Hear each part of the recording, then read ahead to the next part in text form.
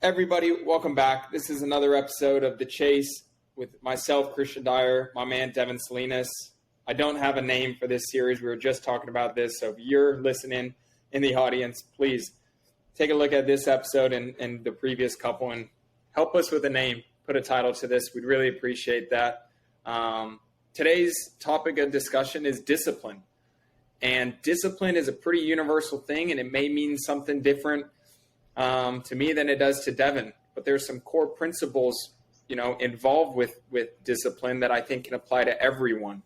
And Devin has a pretty cool, unique perspective on this. I have my own perspective on this. Together, we're going to dive into it and figure out what the core principles are and how you can start implementing more discipline into your life to create the freedom, the balance, and the dream life that you keep telling yourself you want to live. So, Devin, if you want to start us off with, your take on this. Yeah, I was, prior to us starting to record, I was just sharing with you that this past week, I facilitate think of it like a mastermind group. It's a study group of different business leaders. And one of the things that I consistently hear when I talk to people is most of the people that we admire, right? Whether it's business leaders, successful professionals, athletes, almost universally, it seems like part of what is recognized or commented on or admired about those individuals who we perceive to be successful is their level of discipline. Mm-hmm. So athletics is easy, right? You think about Michael Jordan, or you think about Kobe, you think about LeBron, and I'm talking about all basketball, right? But it's Masters week, so maybe you think about Tiger. When people comment on what makes them great, more often than not, they don't talk about the fact that Michael was, 6'6", could jump out of the gym. They don't talk about the power that Tiger had and his ability to hit the ball as far as he did. Most of the time, what they talk about are not these physical attributes. They're talking about their discipline and their work ethic. And the reason it was interesting, it's the same in business, right? So people will see somebody that's highly successful in business and they don't comment on where they got their degree from. They don't comment on their wardrobe or even necessarily the certain unique skill sets that they have in business. Oftentimes it's about their disciplines, their habits, their work ethic. And what struck me as interesting, I don't know why this thought just hit me last week, but it seems that most people admire discipline in others, and we almost put discipline on this pedestal like it's something that's reserved for some unique segment of the population, that it's almost something that we can't all have. Mm-hmm. But what's so powerful about discipline is that discipline is universal, right? It's not a physical attribute. It's not like height and explosiveness and power. It's not even intellect and IQ. Discipline's a practice. Yep. It's a habit. It's a muscle that we can build. And so I guess one of the things I want to maybe talk about today is why do most people oftentimes look at discipline and create a relationship with it that feels like it's unattainable, right? Because it's something that we can all do. It's something that we can all adopt. And I think that at times there's maybe the perception that you're born with more discipline or less discipline. By the way, I'm not a neuroscientist. We should ask Andrew Huberman to do a session on that. Is discipline nature or nurture? But one of the things we were talking about, right, is the importance of aligning to your values. And when people are values driven, they tend to have the ability to stay more disciplined and have high follow through on those things that are important. So I think relationship to discipline, maybe we can talk a little bit about that. But I would be curious to understand, as you think about the people that you admire most in your life, is discipline one of the things that is a common trait? I feel like it is with most successful people. And then maybe why do you think that successful people seemingly, again, it's a universal trait that they're so disciplined? Yeah, and when I'm thinking about this, but I think first of all, let's take it a step back. Discipline for you is going to be different for me. Mm-hmm. Some people may want to wake up at 4 a.m. They have an incredible morning routine. They do X, Y, and Z before the latter parts. But for somebody else, their discipline may be getting up at 10 or 11 o'clock and then going through their day. So it's like there's no perfect recipe for what a disciplined person like life looks like. It's what you do in the waking hours. It's what you do when no one's looking. And are you doing the things that you least want to do? I think that's really when discipline comes into play.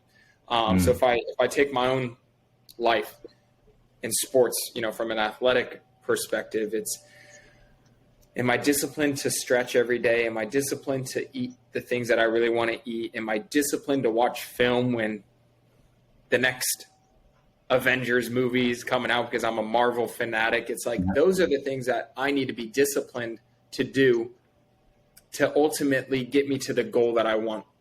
And then it goes into what you're talking about, value. And you could probably look at your life and there's areas where you're a lot more disciplined, and that's because of it's bringing you more value. So I think if we can approach our life and understand what our true wants and needs are, what our true value systems are, then we can start creating the systems, the habits and behaviors to then be disciplined to go chase that, that desired outcome. Because I don't think you have to be disciplined in all aspects of your life. So it's really understanding what you want in life, who you want to become in life, what are the desired outcomes, who are the people in your circle that you want to learn from. That's when you can start creating your discipline roadmap. So that's what I just wanted to bring that out there, because discipline can be so different and so individualized.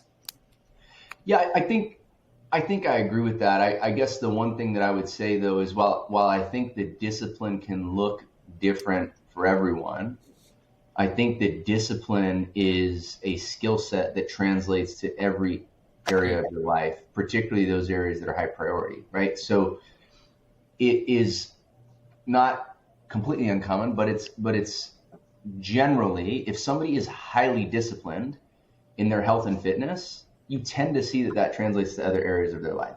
Yeah. So for me, right, I know that I am at my absolute best when my health and fitness is locked in. My ability to stay disciplined on the food that I'm eating, the exercise that I'm doing, my hydration, my recovery translates directly into my ability to show up and perform well as a business person and as a leader. It also impacts my ability to show up well as a dad and as a husband. And so, yes, I do think that discipline can look different, but I think you're hard pressed to find someone who's maybe highly disciplined in one area of their life and then is a complete shit show in another area of their life, right? Unless, right, to your point, that other area is not a high priority or something that's in alignment with their value system. But based on what you just shared, I think it's critical that people have to understand, in order for that to be true, you have to have clarity on what are your values. And more often than not, what I observe is that most people either don't know what their values are, or their stated values are not in alignment with the way that they're behaving. So one of the most effective ways, one of the ways that I see people, when somebody has discontent, right? When somebody's frustrated, when they're anxious, when they're unsatisfied, almost unequivocally, the reason for that is that they have a value or something that they say is important to them, and their behavior is not in alignment with that. So I'm going to use an example. If I say that health and fitness is important, and I'm eating like shit, I'm not working out, I'm drinking too much, my subconscious takes note that says, hey, wait a minute, I thought you said that health and fitness is important, and yet your behavior pattern is suggesting that it's not important. And what happens is it starts to create this internal conflict. So for the listeners, one thing that I would encourage you to think about are what are the areas in your life that you're feeling friction or discontent or lack of satisfaction and fulfillment? And that's probably an indication that that's an area you need to think about being more disciplined in your life. Because when I can align my behaviors with my values in a disciplined fashion, there's fulfillment that comes from that. And you said something before. You said discipline is often doing the thing that you don't want to do. And I have this rule. I have this sort of life mantra. I call it the resistance trigger. The resistance, I've posted about this a couple times, but the resistance trigger is based in this idea that more often than not, you don't want to do the thing that you know that you should do, right? Our brains are naturally wired to seek pleasure and avoid discomfort.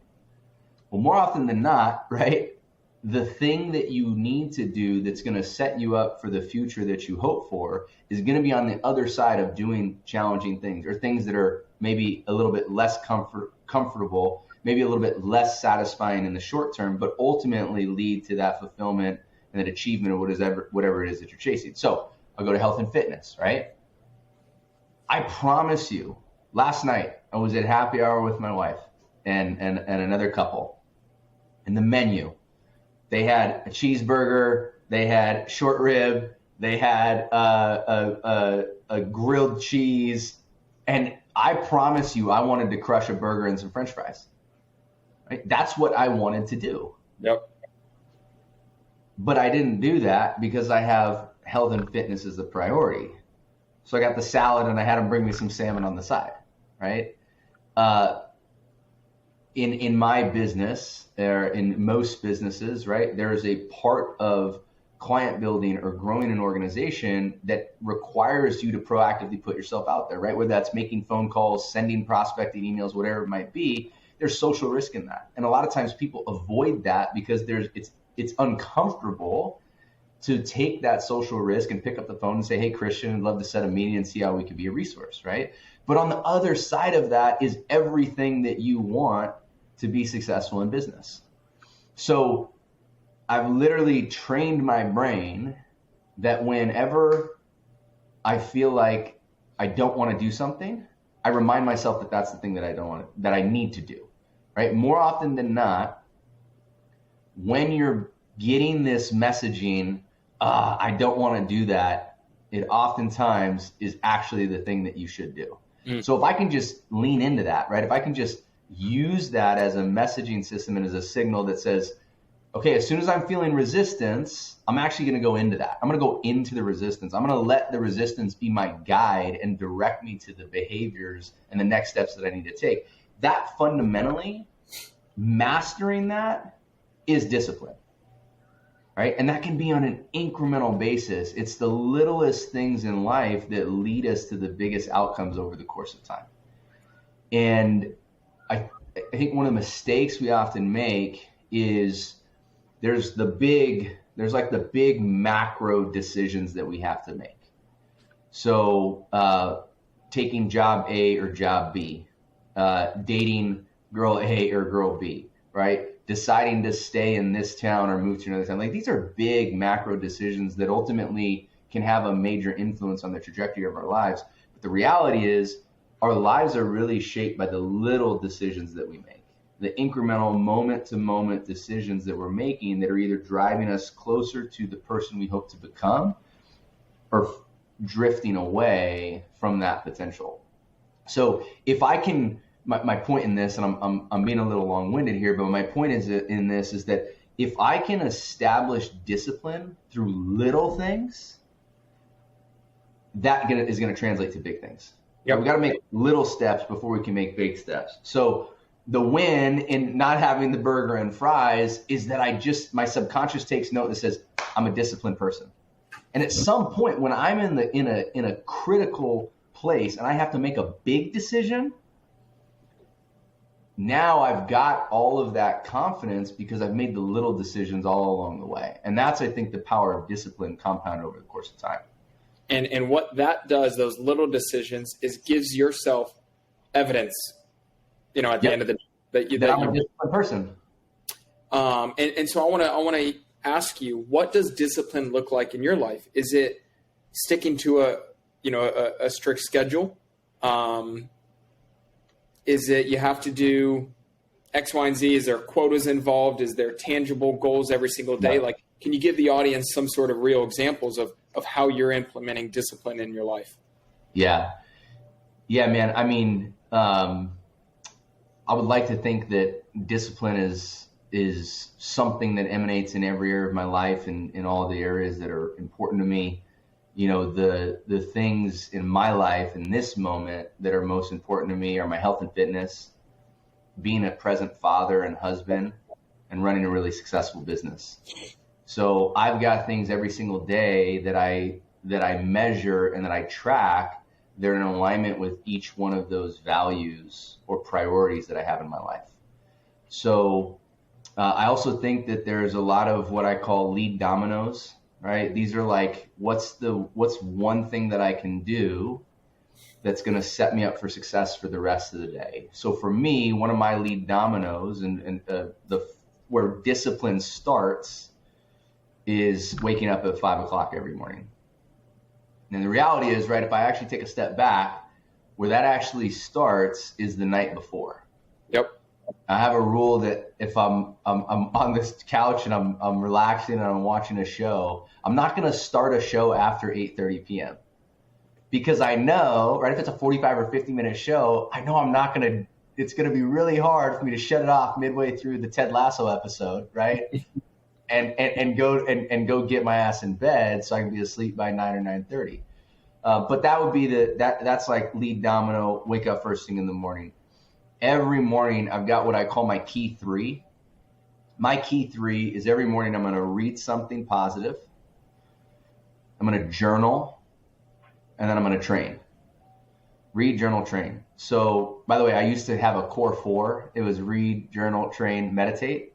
I've had a conflicting relationship with meditation over the years, and I just found that it just hasn't stuck, right? And I've done 45, 60-day stretches, and it just hasn't stuck. But anyway, for me today, like, that's one of the things that I looked at. Yeah. Read, journal, meditate every morning. When I do that in the morning, I'm centered, I'm grounded, I have energy to go and attack my day. Once I get into the work day, right, there are core fundamentals that need to happen from a business standpoint. And a lot of that for us is centered around how many new prospective clients are we reaching out to and how many client conversations are we having each day. So I track all of those things. Another big area of priority, back to the health and fitness, I'm very disciplined and intentional about the food that I eat. So my wife thinks I'm a crazy person, but I've literally been having the same protein shake every morning for probably 4 years. Never changes, right? If you ever have a 10 o'clock meeting with me, we're recording right now at 10:31. I just finished my 10 o'clock snack, right? At lunch, I know I'm going to have lean protein and vegetables. Yep. And then in the afternoon, I've got, so that's a discipline.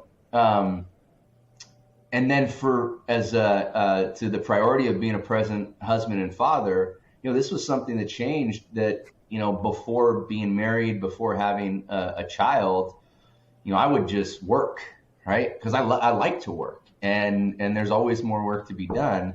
But one of the disciplines that I put in place is I wake my daughter up every morning.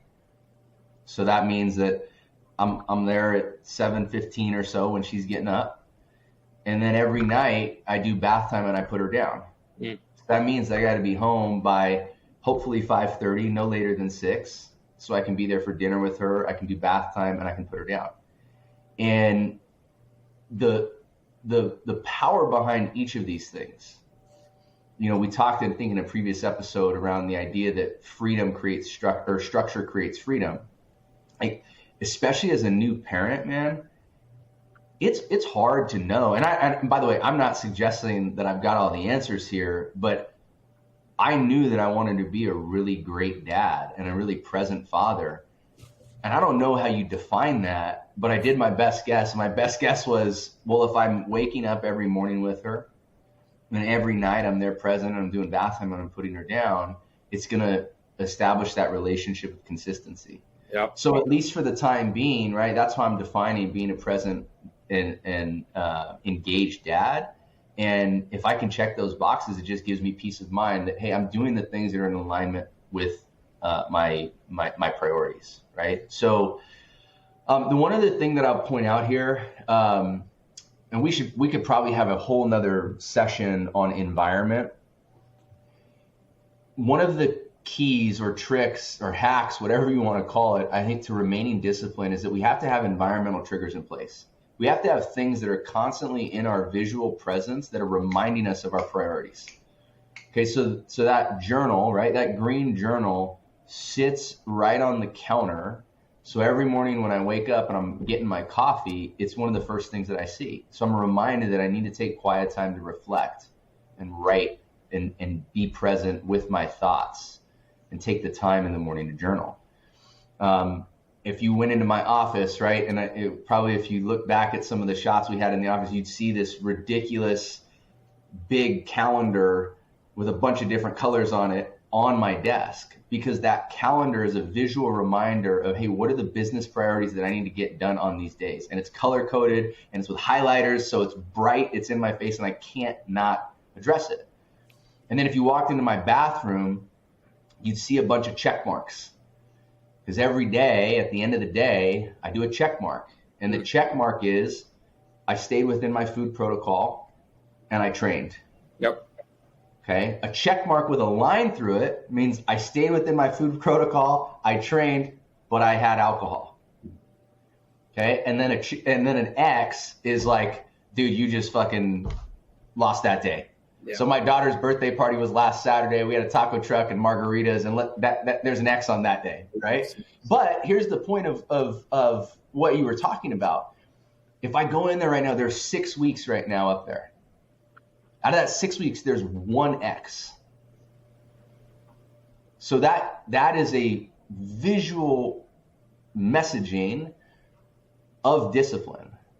And it's so silly, and people dismiss these things because they think, oh, that's dumb. But I promise you, I'm like pumped when I'm sitting there brushing my teeth at night and I put that check up there. I'm like, boom, I won today. You know why people think it's dumb? It's because they're scared to do it themselves, and because they're scared to see the results, because they're probably sitting here thinking, holy shit, in a 6-week time frame, there's going to be a hell of a lot more X's than just your one. Yeah. But if you think about it, okay, maybe you do need more discipline, and that's not a bad thing. Mm-hmm. But those are ways you can keep yourself more accountable, because no one else is going to, if we're being completely honest. Right. You're the only person who has the true power to accomplish what you want to accomplish, to keep yourself accountable, to do what you want to do. And as you were telling me, powerful, by the way, like I underscore that. If you guys are listening, that is, if there's one message that you hear, is that nobody else can hold you accountable but yourself. You have to choose to be held to account. Now you can have coaches, you can have mentors, you can, why are personal trainers so successful? Well, because you're paying somebody to be there, and if you don't show up, they're still going to charge your ass. Yeah. So you can do those things, but at the end of the day, you've got to be the one to make the choice. And Dev, when you were telling me about your days, your mornings, how you go about it, the one thing that really resonated with me that can apply to every single person listening to this is how with everything you do in your life, there's an intent. Yep. There's a reason. You need to train in the morning, get up early, journal, because you know that's going to make you at your best. That's going to make you feel physically, mentally, spiritually, whatever it may be, at your best. And then that's also going to give you the ability to run the business exactly how you want. That's going to give you the ability to be the best husband and father and most present figure you can be. So I think as we wrap this up and we give the listeners some tangibles, start out by figuring out what it is that you value, and become more emotionally aware, present, whatever it may be. Understand the intent behind things a little bit more, because I think the man and the woman who knows why is a hell of a lot smarter than the person who knows how. 100%. Yeah. The last thing that I would leave people with, I think it's really critically important to know yourself. And I've been keeping journals for over a decade, and part of part of why I have so much discipline around the morning routine in particular. I haven't shared this with a lot of people. I'll share it with your listeners, but in about 2017, I had just moved from Portland, Oregon, where I was running a successful organization, moved down to California to, start a new office. And objectively, things in life were going really well. But I started to recognize that about every 3 or 4 months, I would kind of slip into this emotional lull. Like in hindsight, the reality is I've never been clinically diagnosed with depression, but in hindsight, knowing what I know now, is these were depressive periods. And because I had so much data that I could go back and I could look at like what was happening the weeks or the days leading up to these sort of gray or sort of cloudy periods in my life. And what I discovered was that when I fell off of my routine around reflection, around fitness, and particularly diet. So if I was not eating right, drinking too much, not training with consistency, I could sort of get through for maybe a couple of weeks, but then inevitably there would be this sort of valley, right? And so I've got discipline, I've got passion around it because I know that if I do these things, the rest of my life is just so much better. So here's maybe the thing that I would leave people with is to do this well, to adopt discipline in your life. I'm going to reiterate what Christian said, which is we've got to first understand what are your values and what are your priorities, and then start small, because the small things that you can real discipline around are going to compound into the bigger things. And also don't underestimate the impact of the small things. Part of why 5 a.m. wake up is important is because I know once I wake up at 5 a.m., I've tipped the lead domino. I've got so much time and space to prepare for the rest of my day and figure out what are the lead dominoes in your life, right? What are those small incremental things that you can build some consistency in? And challenge yourself that this week, I'm going to, if right now you're working out 2 or 3 days a week, this week I'm going to go to the gym 5 times. Track it, measure it, create a visual reminder, put it on your bathroom mirror. And every day you go to the gym, put a check mark. And as you start to create that incremental progress, you can build on that. No, that's awesome, Dev. Yeah, today was great. I appreciate you opening up on that. You said you haven't told a lot of people that. So I appreciate that. I think more people can resonate with that than we think. And I was telling the guest I had on yesterday, who's very open and confident with his life, there's a hell of a lot more people than you think that can relate to your experience than you're telling yourself. Yeah. And that's why I'm doing this. That's why I'm sharing my story. That's why I'm sharing that life as a professional athlete isn't all sunshine and rainbows. There's a hell of a lot of days that are shitty for me. And I've gone through mental health shit with sports and whatnot. But that's why I want to share the story so whoever's listening doesn't have to. And as I'm going through my journey, learning from amazing people like you and my mentors, the lessons don't stop here. So thank you for sharing that. Thank you for sharing how discipline is implemented into your life. Whoever's listening, let us know, DM us, how it can change your life, how it's changing your life. And maybe you can teach us something too. We're students of life as well. So the next episode is going to be great. Devin and I are brainstorming some of the topics, but so far they're pretty cool and I'm excited to get cracking on those. So for everybody listening, thank you for your time.